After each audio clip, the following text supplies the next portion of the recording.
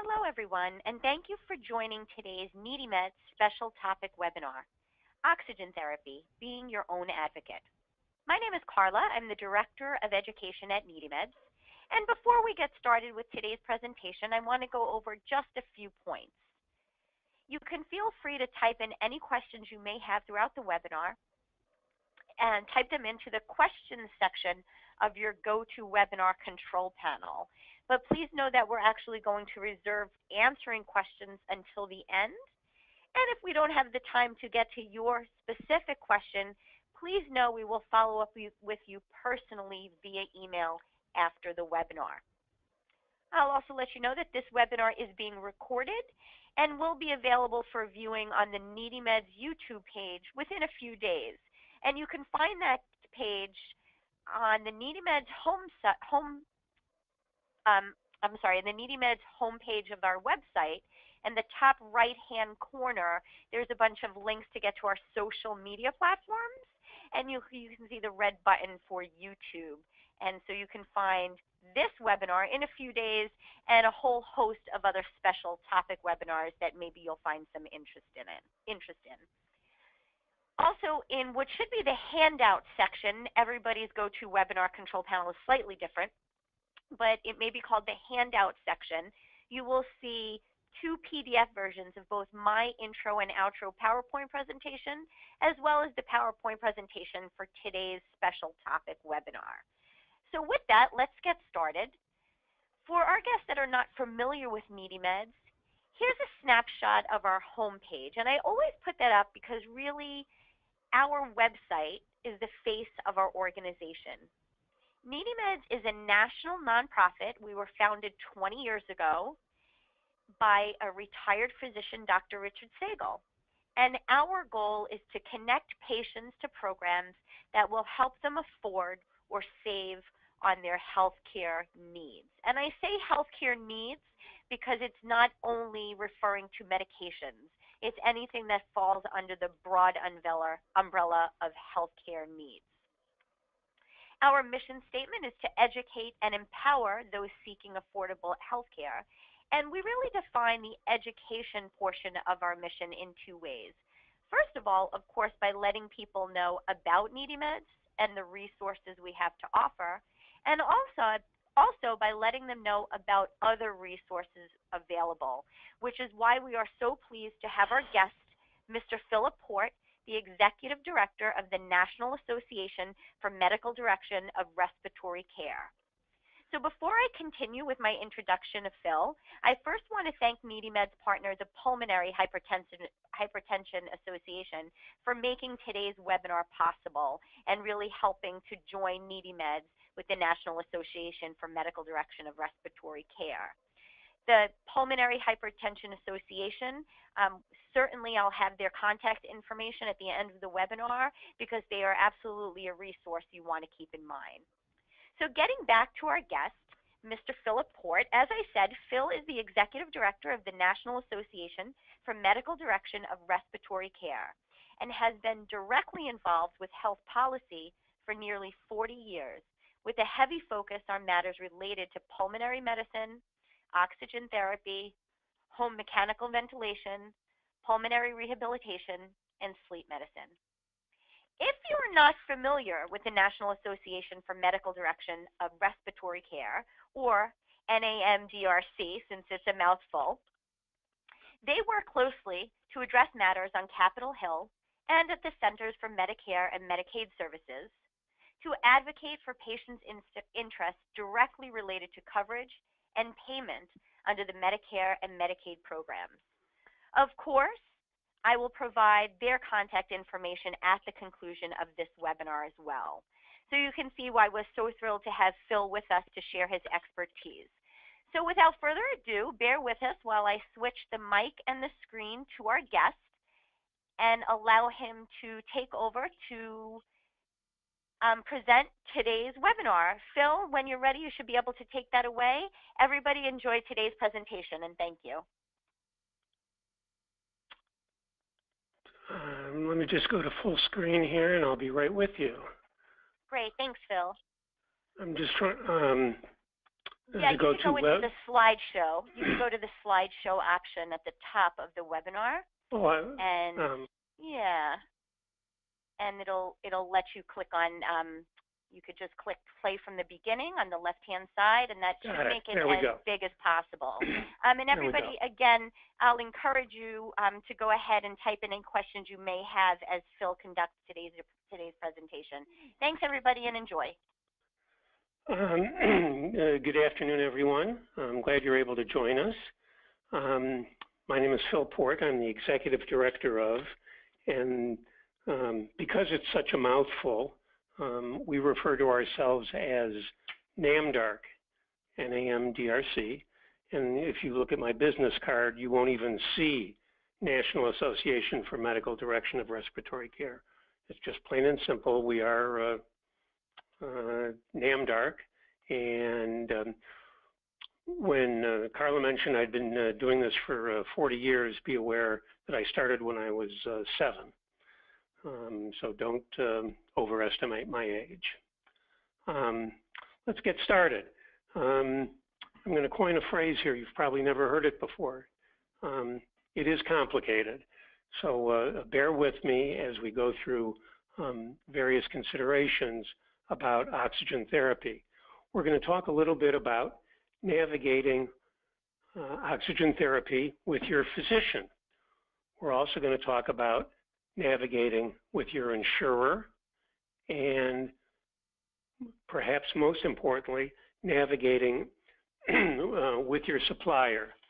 In theory, they all have the same interest, your care and your medical needs, but they look at it really quite differently. Let's talk first about navigating with your physician. If you're just beginning oxygen therapy, it is tough knowing what to ask.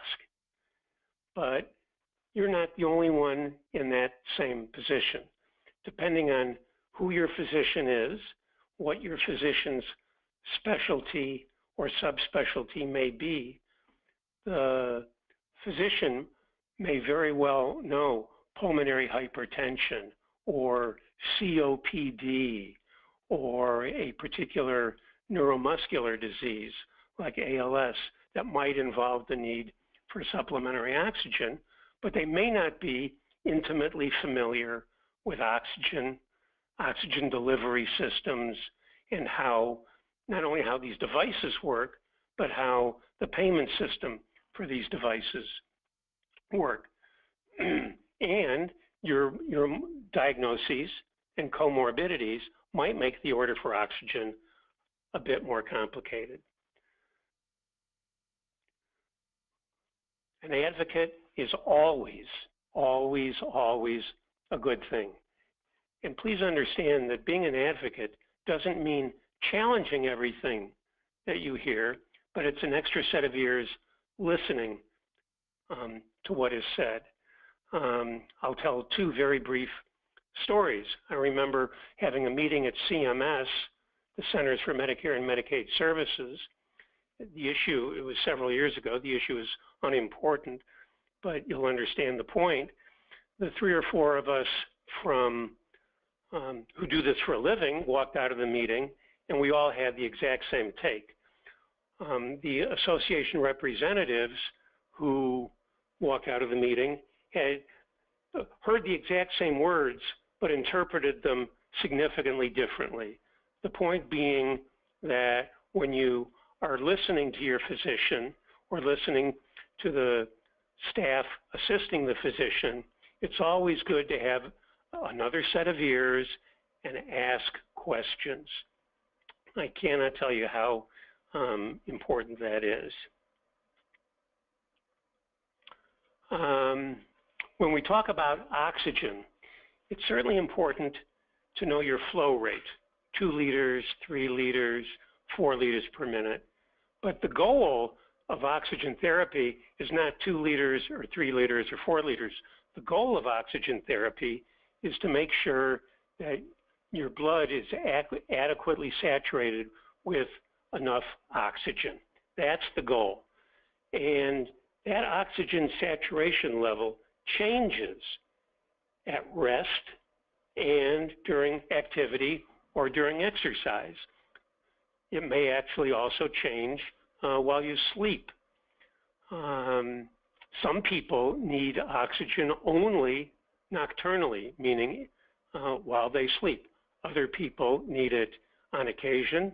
Most people need it 24/7 on an ongoing basis.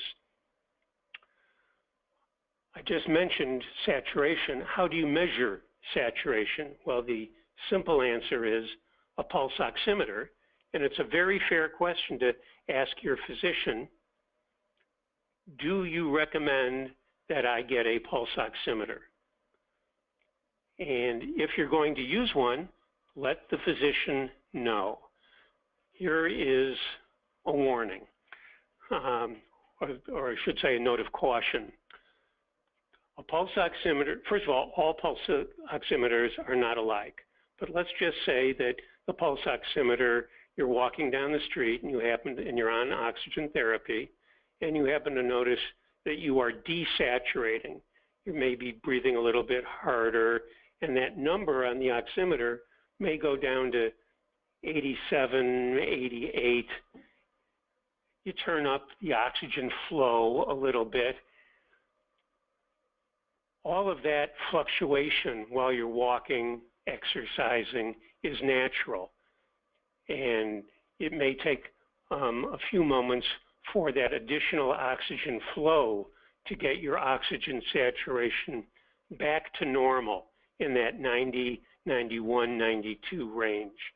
Don't think that if it's 95 that you need to turn it down. That's certainly not the case. That just means that you're doing actually quite well. If you're going to use oxygen outside the home, and you should discuss this with your physician, even if it's as simple as walking to the mailbox, or you want to go out and about grocery shopping, visit family, whatever you like, there are two important considerations that you need to discuss with your physician. And that is the kind of oxygen that you will need when you leave the home.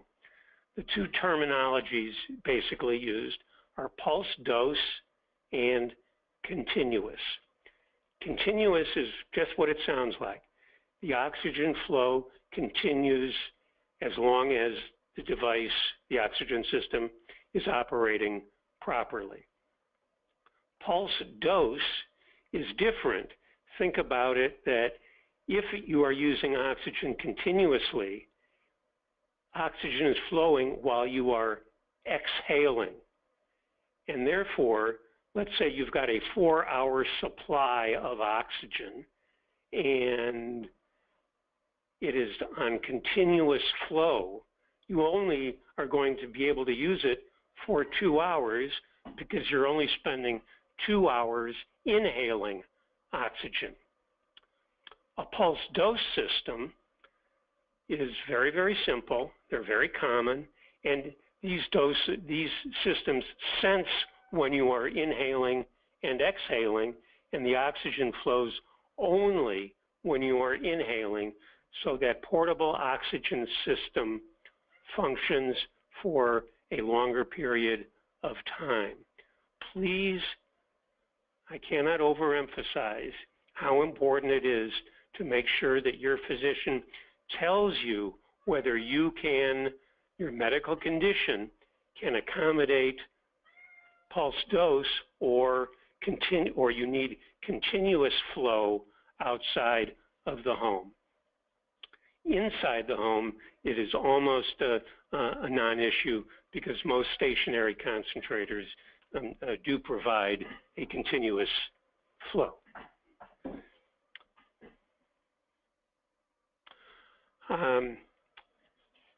Navigating with your insurer. Boy, is this fun. About 85% of all oxygen patients are Medicare, so we're going to focus much of this on Medicare, but not solely on Medicare. We're going to talk about other insurers as well. And when you say Medicare, please remember it is not as simple as saying Medicare. There's Medicare fee-for-service, where the same rules exist across the country. Importantly, Medicare fee-for-service is, for oxygen, is on what's called a competitive bidding program in most areas of the country. Non-competitive bidding areas, which are primarily rural, have slightly different rules for oxygen. Medicare Advantage, which is a managed care option that about 20% of Medicare beneficiaries choose. In theory, it's the same, but in reality, it really is quite different. It can be dependent on your insurer. It can be dependent on your locality. There are numerous important variables, so that while under fee-for-service, the oxygen therapy benefit in Montana will be the same as it is in Florida, California, New York, and across the country. That is not the case for Medicare Advantage, and you should be aware of that. Commercial insurers. They are for the non-Medicare, non-Medicaid individuals. It may be through your employer. It may be through your spouse's employer. If you are very young, it may be through your parents' plan. Most commercial insurers use the basic framework of Medicare coverage. And by that I mean the documentation for medical necessity pretty much echoes the Medicare requirements, which is measured either by a pulse oximeter or blood gas analysis. Commercial insurers are, for the most part, more flexible, more understanding, and that is not necessarily by intent. Think about it this way. In the Medicare world, the oxygen benefit runs about let's say $2 billion annually. Let's say you're on an Aetna plan in Pittsburgh or Philadelphia. The number of patients are so far below the radar that many insurers are so cooperative and so helpful that it is frequently not a problem. We will talk about situations that do arise with commercial insurers a little bit later. Medicare fee-for-service. As I mentioned, the physician is required to document your need for supplementary oxygen through an oxygen saturation measurement. Use of blood gas analysis, and believe it or not, these are written into the law, is no longer common. There are some nuances, and this gets a little bit complicated. Everybody agrees oxygen is a drug. You would think, therefore, that oxygen would come under the Medicare drug benefit. That is not the case. It actually, there's a specific reference in the Medicare statute under durable medical equipment. That paragraph of the law is so old that actually 1965, it refers to oxygen and oxygen tents. And when was the last time any of us actually saw an oxygen tent? That's how old that portion of the Medicare statute is. Home systems, where indicated, along with portable systems, are also available through the Medicare program. Stationary systems are for in-home use, 99% of the time, and that's today. It's not the case 5 years ago or 10 years ago that the stationary system was an oxygen concentrator. And what that is a device that takes ambient room air, which is 21% oxygen, removes the nitrogen, and now you've got a therapeutic level of oxygen. Some suppliers still provide large cylinders. That is also therapeutic oxygen, but that green cylinder includes compressed oxygen.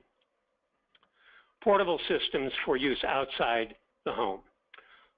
Portable oxygen concentrators. Portable is a term that is used loosely. They started out about 15 years ago at just under 20 pounds. They're now about 3 to 5 pounds. And they run on batteries. And for example, you can now take a portable oxygen concentrator on an airplane as long as you have enough battery life for 50% greater than the flight time. So if your flight is 2 hours long, the rules say you need to bring at least 3 hours worth of battery time and be able to document that if the airline so requests it. Transfill systems. It's kind of an interesting technology, and what that involves is a stationary oxygen concentrator in tandem with a small cylinder for compressed oxygen.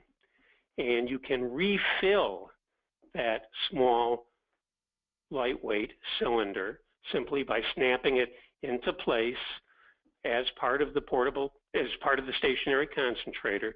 And it does take a bit of time. It can take 6, 8, 10 hours, depending on the particular transfill system. But what is attractive to suppliers, which we'll talk about in a few minutes, is that these portable oxygen concentrators and the transfill systems are what we call, or what they call, the non-delivery model.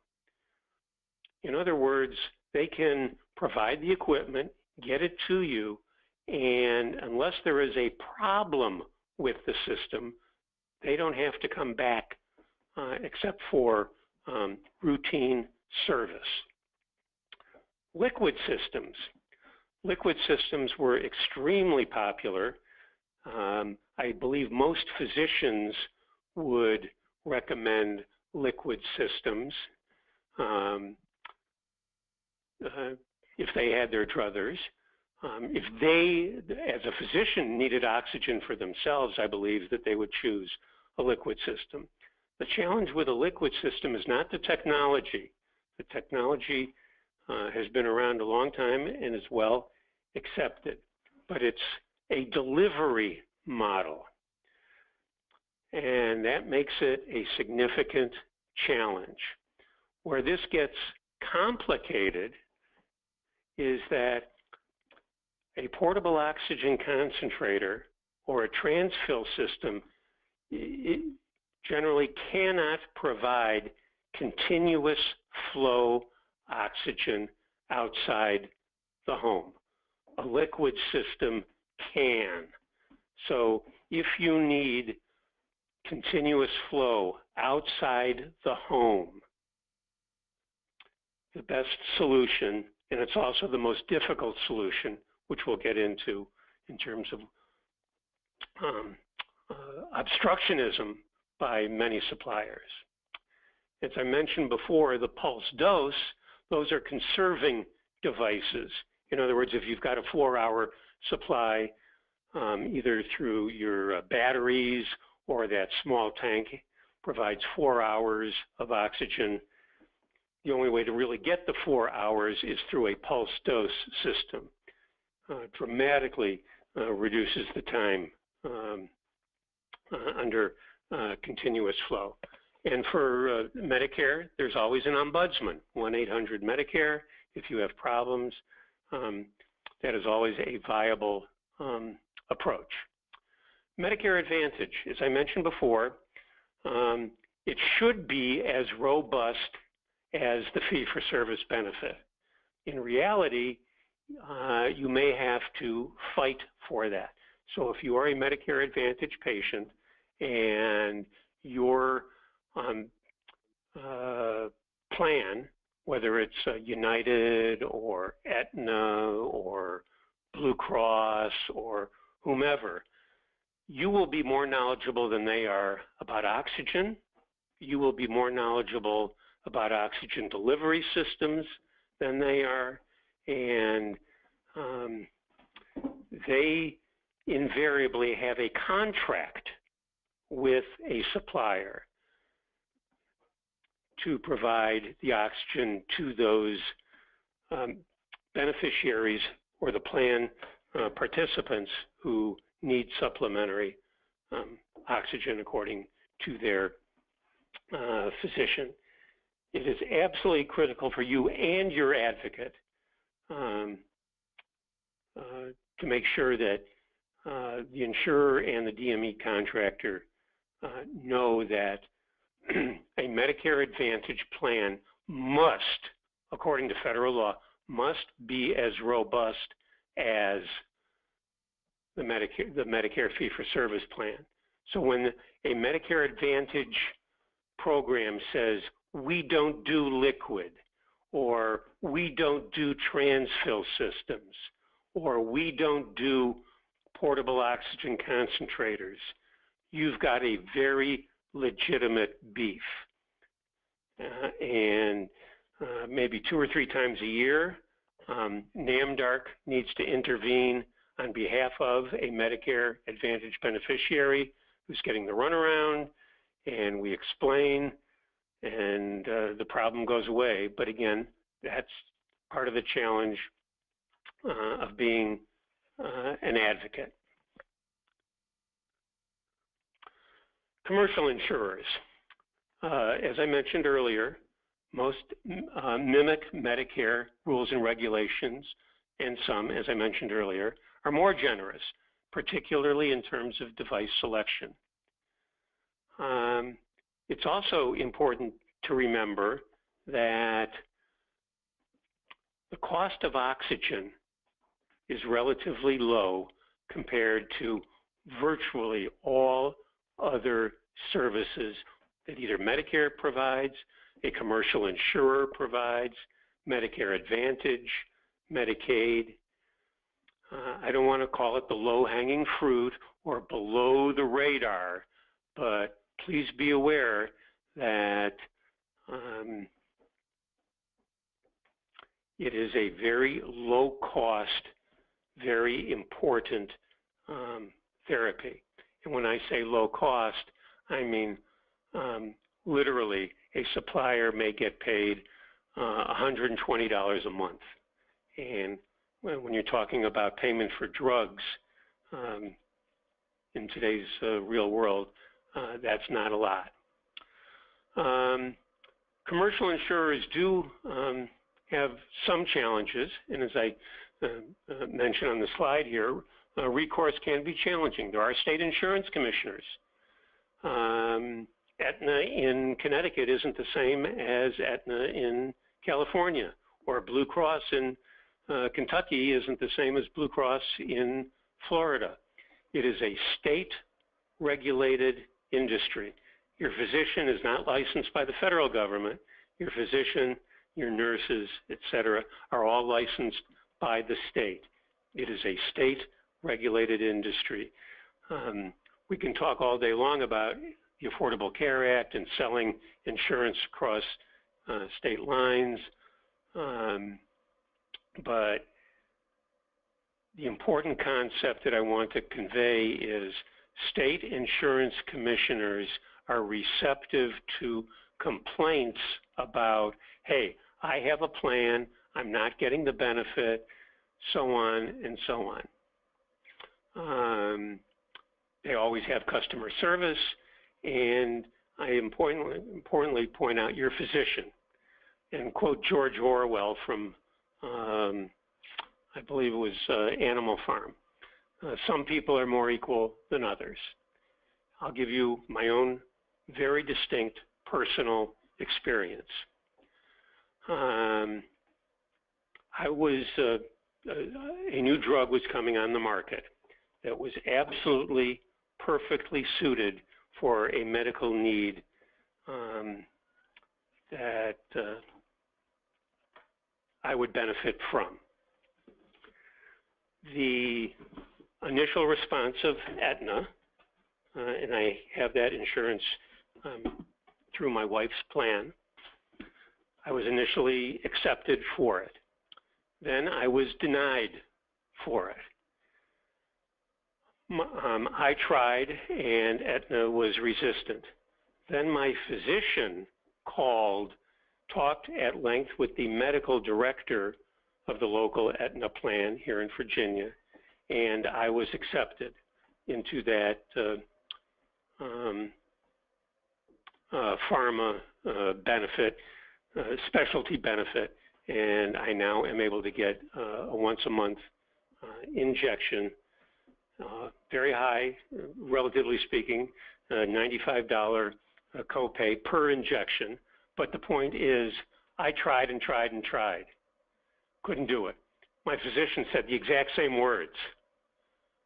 Some people are more equal than others. So when you are trying to be an advocate, remember that your physician may be your best friend under certain circumstances, and you should not forget that. It is important. Navigating with your supplier. Remember, the supplier has a financial vested interest in device selection from two perspectives. One, the supplier has to purchase the equipment. So a stationary concentrator costs X dollars. Compressed gas, which has to be delivered, those large cylinders, costs less than a stationary concentrator, but someone has to go out, deliver it on a truck, and therefore many companies have now shifted to that model I referred to earlier, the non-delivery model.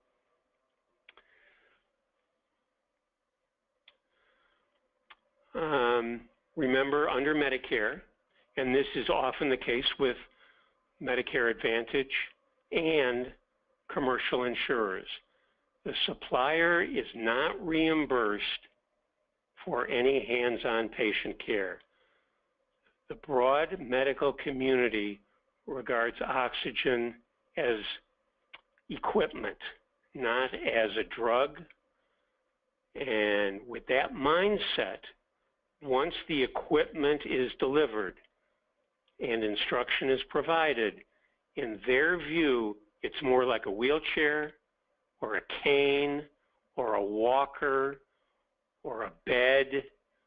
It is a piece of equipment, and it's important to understand that your supplier believes once they've instructed you on its use, see you got to go, goodbye.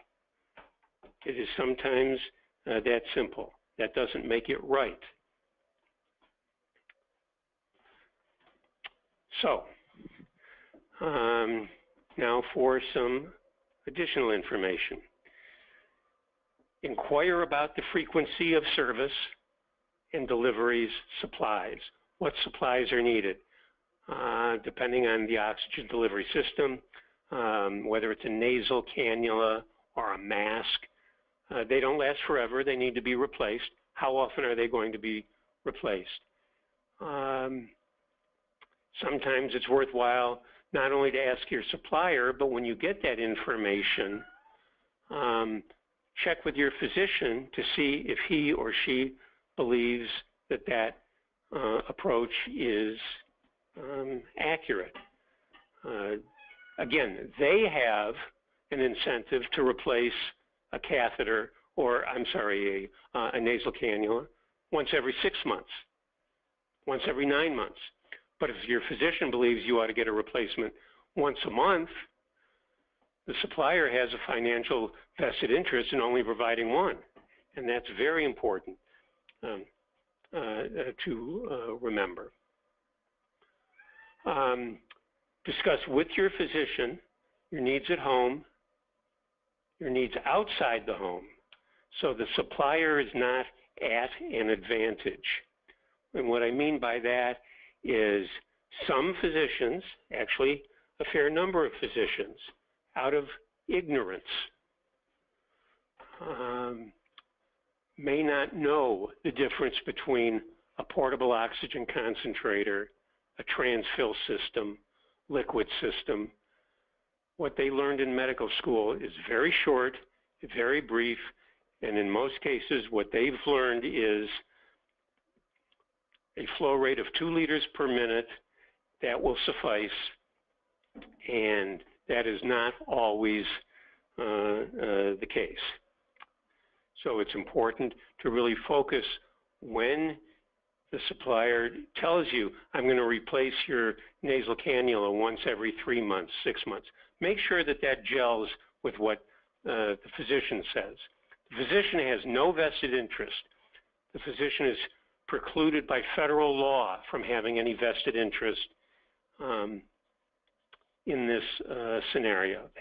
They simply cannot. Competitive bidding. In its infinite wisdom, Congress decided quite a few years ago that durable medical equipment should be bid competitively. It's a very complicated system. I won't bore you with the details, but when a supplier tells you that Medicare rates are being cut and cut and cut, that is really not true. The suppliers themselves bid a particular rate, and believe it or not, the winning bidders, half of them bid higher than the winning bid, half of them bid below the winning bid. That's one of the ironies about the way that program is structured. The most common complaint we hear is Medicare no longer pays for that device. Competitive bidding has not excluded any oxygen delivery system. If your physician orders liquid and the supplier says, we don't provide that, Medicare doesn't pay for it, the number one absolute, immediate, unequivocal response must be, okay, would you please put that in writing to me? 99% of the time, they will not. And what does that tell you? As soon as you say, could you put that in writing, that is a signal to them that if they do put it in writing, they can get kicked out of the Medicare program.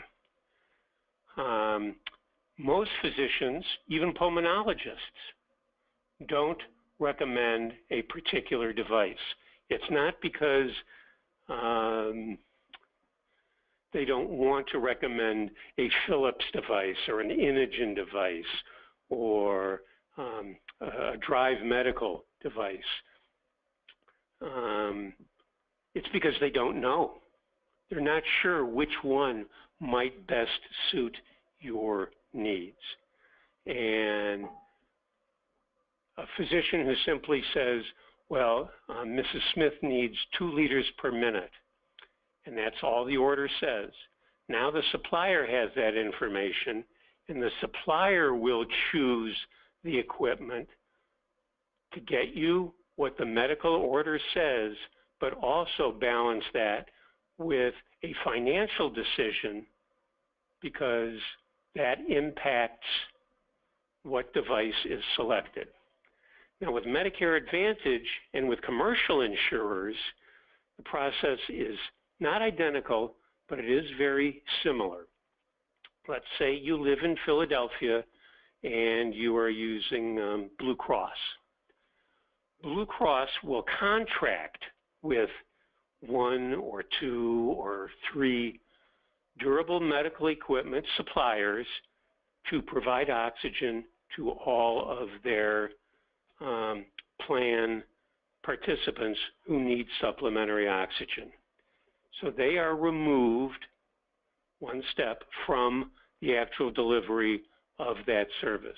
And let's say they use one of the big companies, Apria or Lincare. Process-wise, Apria or Lincare has, through their own marketing and sales operations, secured that contract for commercial insurance or Medicare Advantage insurance. So your 2 routes of advocacy might be with the insurance company, or it might be with the supplier itself. If a physician does order a piece of equipment, as I mentioned, that the supplier either doesn't want to provide or doesn't have the resources to provide, that supplier will often call the physician, unbeknownst to you, and say, Dr. Smith, we recommend such and such. And sometimes the physician, if he or she is knowledgeable, might challenge. If he's knowledgeable, might accept the recommendation. If the physician is not knowledgeable in what is going on, the physician may say, okay, that sounds fine, and that's the end of the discussion. The supplier has his or her legal protection, and the physician may actually change the order. Little bit of bad news, as I mentioned before. Not many physicians know much about oxygen or flow rates. As I said, the most common order for oxygen therapy is for a flow rate of 2 liters per minute. Unimportant. 2 liters per minute may get you to the right oxygen saturation level. It may not. So when you are learning to set your concentrator or other device to 2, don't think that that necessarily means 2 liters per minute. It may not. All it is a 1, 2, 3, 4 setting. And 2 on a Philips device may not be the same as a setting of 2 on an Imogen device. That's why a pulse oximeter, in our view, is so critically important, because the goal is not the flow rate. The goal is to make sure that the oxygen saturation level is appropriate so that you do not decompensate. An oximeter is usually the best tool, but not all oximeters are the same. If you're familiar with diabetes, for example, not all glucose monitors are the same. Some are good, some are very good, and some are less good. Some, a pulse oximeter that costs $10 will give you a $10 oximeter. An oximeter that costs you $90 is usually, not always, but usually significantly better. I remember seeing a study between the 2 largest brands of oximeters available at that time in the United States. And the study showed that patients would qualify for Medicare about 80% of the time using one device, and those same patients, same care, just checking on The other device only qualified for Medicare about 35% of the time. Different scientific algorithms being used to detect the oxygen level in your blood. The point being that not all oximeters are the same. This is my last slide coming up. I think we will have time for some questions and answers. Let me walk through it because I have used some terms and it's important that you understand exactly what these are. Stationary concentrators. They're about the size of a small end table or a nightstand. They run on electricity, and as I mentioned, they take ambient room air, 21% oxygen, remove the nitrogen, and now you have a therapeutic level of oxygen. Turn it on, turn it off, and yes, electricity is unquestionably an issue in terms of consumption. Portable oxygen concentrators run on batteries. You can take a portable oxygen concentrator on an airplane as long as that particular concentrator is approved by the FAA. I worked very, very closely with the FAA for, I think it was 8, 9 years trying to get POCs, portable oxygen concentrators, accepted on airplanes. And all I'll tell you is that FAA and DOT, the Department of Transportation, make Medicare look like swift, efficient, accurate, and boy, am I proud to be a taxpayer. I'll give you one example. They were extremely concerned, and this was probably a 6-8 month fight, just this one example issue. They were concerned that if people brought oxygen concentrators on a plane, it would deplete the oxygen supply and other people on the plane wouldn't be able to breathe.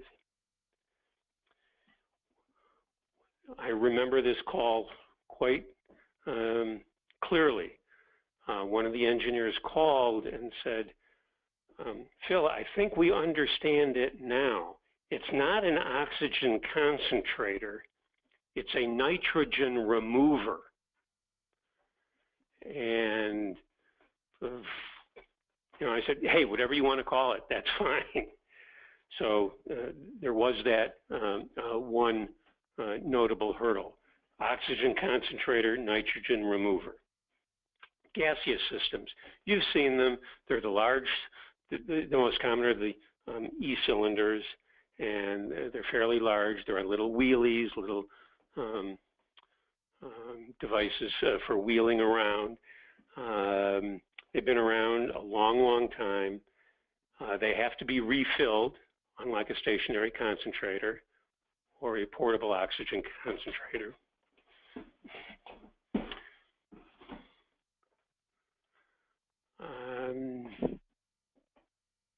Transfill systems, I believe I mentioned, they are a combination of a gaseous system and a stationary concentrator. A very small cylinder sits on top of a concentrator and can refill that tank when you're not using the stationary concentrator. So let's say you have 2 or 3 of these small cylinders. You go out for the day with 2 cylinders, and the third one is now being refilled by the stationary concentrator while you are at home. Liquid systems is the classic example of a great technology that is focused around the delivery model. The way that works is a very large liquid tank is delivered to your home, and you refill your small portable system. Weighs literally 2-3 pounds. The actual liquid cylinder is about the size of a Coke can. Very, very small, very high purity. The problem is that with that delivery model, the supplier has to come to your home once a week, twice a week, once every 10 days, depending on your medical need. There are some technologies of a liquid system that can be used in the home. They are not state-of-the-art. There are some problems with them. Availability is generally very spotty. One, because they are expensive, and the supplier does not want to invest the money in that technology. I think that just about wraps it up. That would give us, about 10 minutes for Q&A, and I'm not sure how we're going to handle that, but I'm ready to pass it back to Carla. Fantastic. Thank you so much, Phil, for sharing your expertise with the NeedyMeds users. And certainly this is not only invaluable information, but the breadth of it and the scope of what you covered, and having the ability to break it down into layman's terms and to make people not only understand their options, but also how important advocating for themselves is when it comes to this crucial need of simply getting the oxygen they need. If you're able to, you can go ahead and change the presenter back to me, and I'll bring some NeedyMeds resources to everybody's attention. But in the meantime, I will remind people, I do see a question that has already come in. Feel free to go ahead and send any questions you may have again by typing them into the questions section of the GoToWebinar control panel, and I will be sure to present them to Phil if we don't get a chance to answer your question today, or if you're like me and you simply think of other questions as soon as the webinar is over. Again, I promise you I'll provide our contact information at the end. Before I do pass the question that came in along to Phil, I'm just going to put up a quick slide showing you some of the resources that will help you save on your healthcare costs in general and again, at NeedyMeds. And again, you can find these through the NeedyMeds website or by calling our 800 number. And the website is www.needymeds.org. And our toll-free helpline is 1-800-503-6897. And again, I'll have that contact information on the last slide.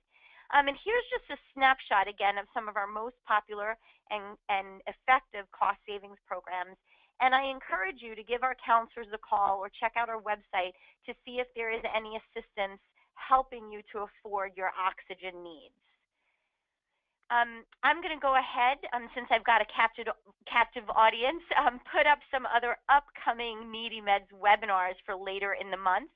And as you can see right in the middle of that slide, there are 2 upcoming overview webinars if you're interested in learning more about NeedyMeds. So with that, I'm going to go ahead and leave everybody's contact information up there. And Phil, here's some of the questions that are coming in. The first one, this woman was kind enough to share her story, and I'm gonna share it with the audience and ask you the question because I think it may apply to a number of people. This particular individual says that their doctor is telling them they have 40 people or so waiting for the Imogen portable, and it seems that the doctor is dragging their feet and seems reluctant to complete the paperwork and send it in. Right now, this patient is dealing with an in-home oxygenator, which is cumbersome and impossible to travel with, and also some limiting physical conditions makes it difficult to carry around. And it seems that the cost of renting one is a bit prohibitive. Of renting a portable one is a bit prohibitive, between $35 to $150 for a week. Is there anything that this person can do in the meantime, either to advocate for themselves and get the doctor moving quickly, or alternatives that this person can take? I am familiar with Imogen. I know the people who work there. They have a very interesting business model. They are not only a manufacturer, but they are a supplier as well. They position replacement devices in case one breaks at, I believe, 6 locations at major airports across the country, and they can get a replacement device to you certainly within 24, oftentimes within 12 hours. If a physician is being reticent or slow, and this is the first I've heard that there is a wait, a backlog for Imogen devices. I am not familiar with that. As a matter of fact, I talked with one of the vice presidents of Imogen just last week on a particular issue, and I assure you that the next time we chat, I will bring this up. But Imogen can be your partner in reaching out to the physician saying, hey, Mrs. Smith, Mrs. Jones, Mr. Smith, Mr. Jones is eager to use an Imogen 1 if that's the particular model, and everything is ready from our side. We are just waiting for your paperwork. 99% of the time, that kind of direct outreach will work. This is literally the first time I have heard that patients are waiting for an Imogen device. And I do understand an Imogen is somewhat unique technology in that it can be used 24/7. It can be used in place of a stationary concentrator. You can run it off of electricity so you don't have to wear down your batteries. So if I was in that position, I would reach out to Imogen in California, go to their website, and go through the process of identifying yourself, your physician, the physician's contact information, and that should be, famous last words, that should be the easiest route to remedy. In terms of the cost, it sounds that when I heard 150 a week, that sounds like a rental for travel. I have heard prices like that. Hey, I'm not using Imogen, but I want to travel, and I've heard that for travel, Imogen is the best. And I'm not commenting whether Imogen is the best or not, because different patients have different needs and different tolerance levels for certain technologies. That sounds high. We've addressed the issue with Medicare. It falls on deaf ears. They don't believe it's a legitimate Medicare benefit. However, portable oxygen concentrators are covered under the Medicare program. I have never heard of a commercial insurer not covering portable oxygen concentrator. Some of this may go back to the comment I made that maybe the physician is not ordering Imogen specific. And if the physician is not ordering Imogen specific, that would need to be addressed to persuade the physician for whatever medical need or your personal preference to go for that device. I hope I've answered at least part of that question. Thank you so much, Phil. And again, it goes back to stressing different avenues in which to be an advocate for yourself. I have another person writing in that this person is has insurance coverage, but her insurer is saying that a lightweight POC is a luxury, and now they say it's simply a convenience. But they won't put in denial. They won't put their denial in writing, which is what you had mentioned earlier in the webinar, even though this person has a prescription. So what's the best course of advocacy action for this patient? To make sure I understand, it sounds as if it's a commercial insurer. It's not Medicare. That's right. That's right. I would contact the State Insurance Commission and document that I have asked for this device in writing. They won't tell me, they tell me it's a luxury or something like that, but they won't put that statement in writing. That to me, as well as I'm sure to all of us, speaks volumes immediately.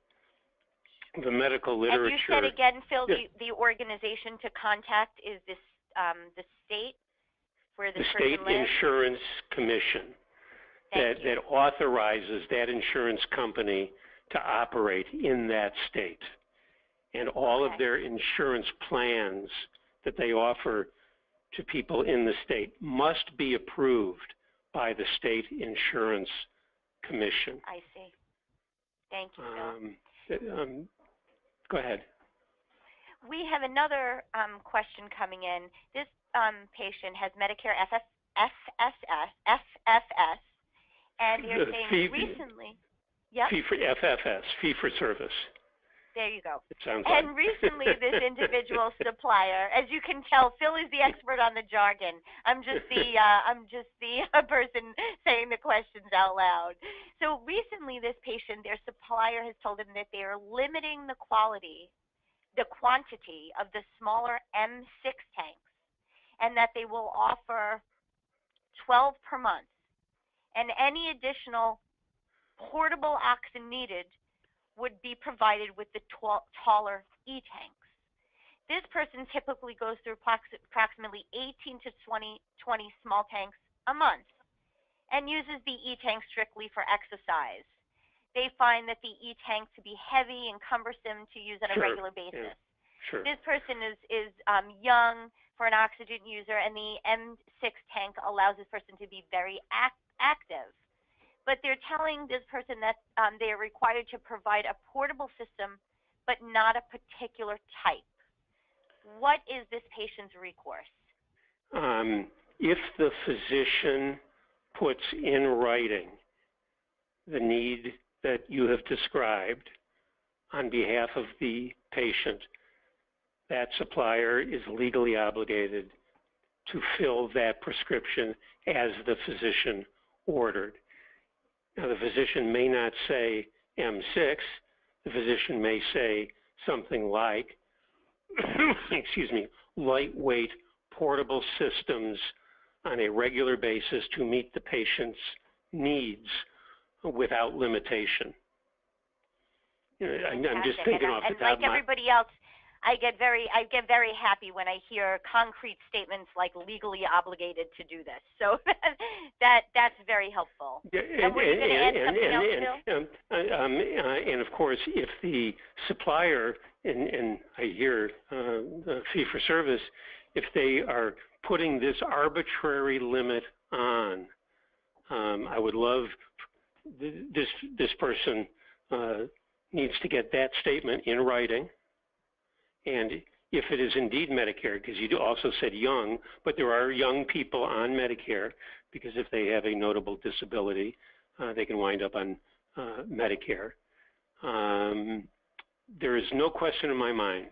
And the person is saying it is Medicare. It is Medicare. Yeah. If the physician writes that specific order and that supplier wants to continue to participate in the Medicare program, they are legally obligated to provide what the physician orders reflecting the patient's needs. Thank you so much, Phil. I don't see any other questions coming in at this time, but I do want to stress, if you do have any questions when the webinar is over or at a later time, don't hesitate to reach out of any of those resources that you're looking at on your screen right now. And again, you can find a copy of this PowerPoint and Phil's PowerPoint, much more importantly, in the handout section of your GoToWebinar control panel to be downloaded. If you have difficulty with that, don't hesitate to send me an email and I'd be happy to resend it to you. And again, this webinar will be available on the NeedyMeds YouTube page. Phil, I want to thank you again so much for taking time out of your schedule to share your expertise with the NeedyMeds audience. And to our audience for joining us this afternoon. We do hope we find you participating in future NeedyMed webinars. Thank you so much, everyone, and have a great rest of the day. Thanks again, Phil. Take care. Thank you.